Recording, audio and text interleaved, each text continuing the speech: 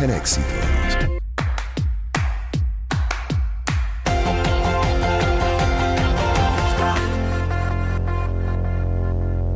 Revisamos las elecciones en España en pleno desarrollo y lo vamos a hacer con Elvimar Maraima, quien es periodista, es venezolana, está radicada en Barcelona, en España, desde hace ya varios años.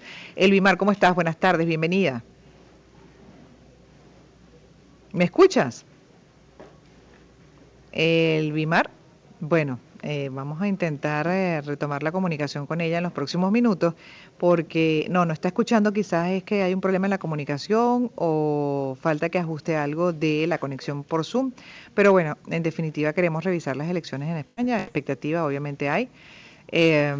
Algunos están participando por correo, otros directamente en consulados que están, bueno, los que están fuera de España y directamente pues en los centros de participación de votación en España. Es un proceso que pretende además dar un poco más de orden político y además también ayudar económicamente a ese país.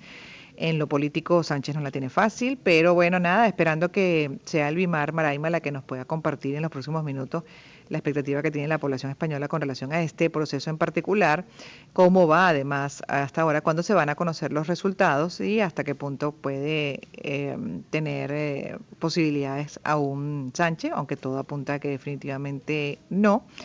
Un hombre que ha estado con el poder, en el poder y para muchos incluso muy mal manejado.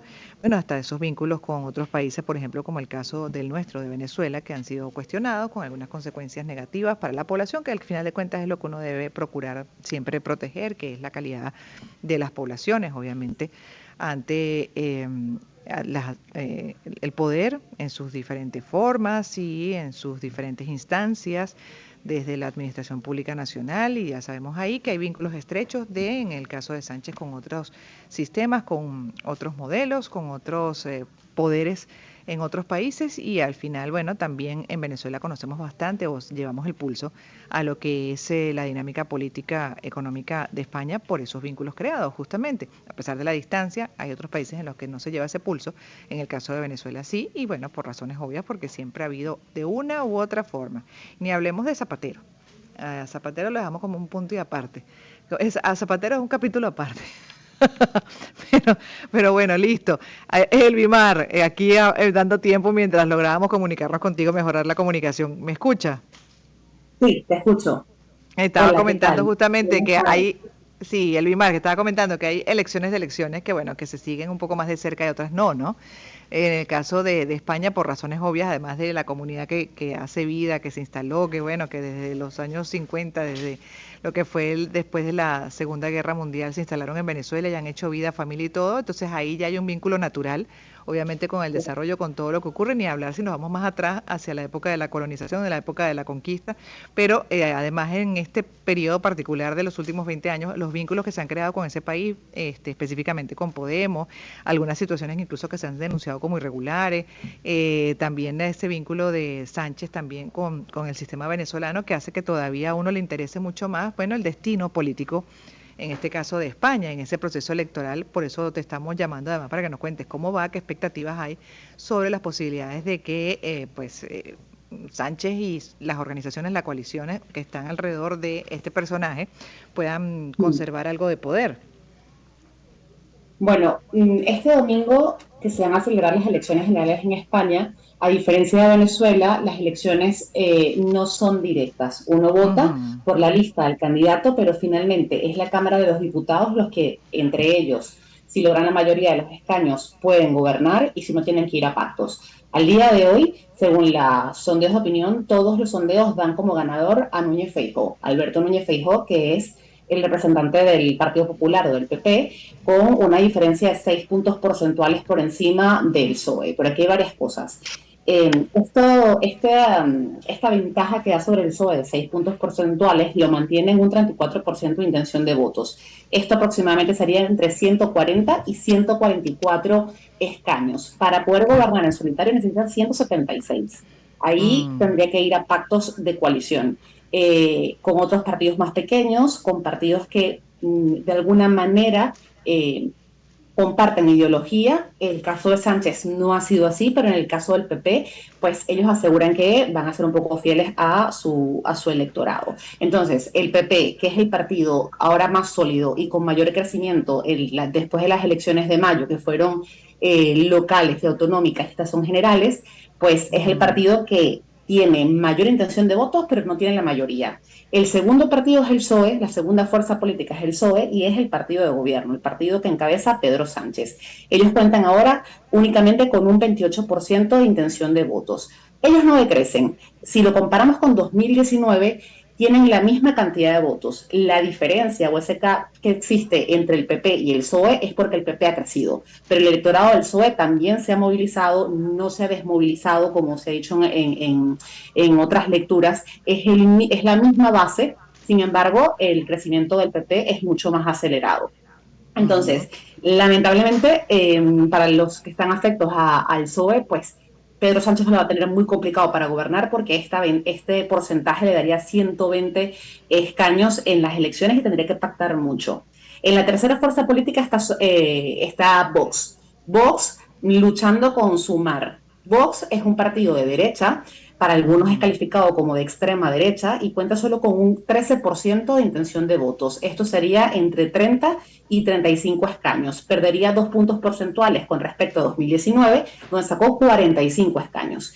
Es la segunda elección general y si lo contrastamos con la fuerza política que viene creciendo, que es Sumar, Sumar viene de Podemos, Sumar viene de Más País, viene de otras organizaciones que se han ido perdiendo en el tiempo y que finalmente ahora todo ese electorado se ha congregado en torno a Sumar, es un partido nuevo, es su primera elección general y está con un 12,8% de intención de votos, que no es un resultado nada despreciable, tomando en cuenta que es un partido que tiene prácticamente año y medio Claro. en la palestra política y que va a ser clave para que Sánchez pueda continuar en el poder. Todos los Ujú. sondeos dan ganador a Feijóo, menos el CIS. El CIS da ganador a Pedro Sánchez. Y en esta elección, que es la primera que se realiza en verano, una elección general, normalmente son en otoño, donde hay más estacionalidad, la gente está en casa. Acá el verano, los pongo en contexto, es como para los venezolanos la Navidad y el Año Nuevo.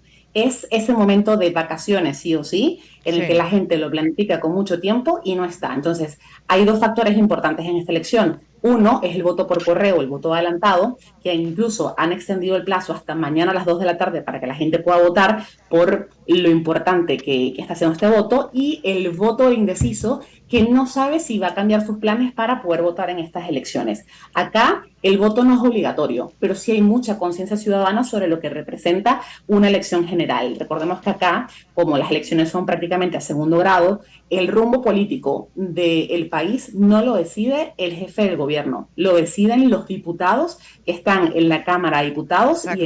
y en el Senado, y de eso depende mucho la economía. Sánchez llega a esta elección con mucho desgaste político, con mucho desgaste económico y con unos muy malos resultados con respecto a la elección autonómica.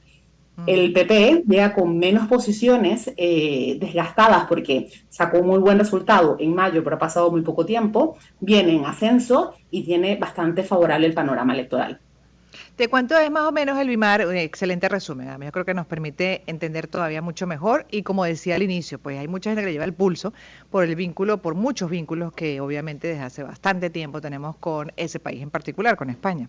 Pero ¿de cuánto es la abstención más o menos en promedio de cada proceso de las generales?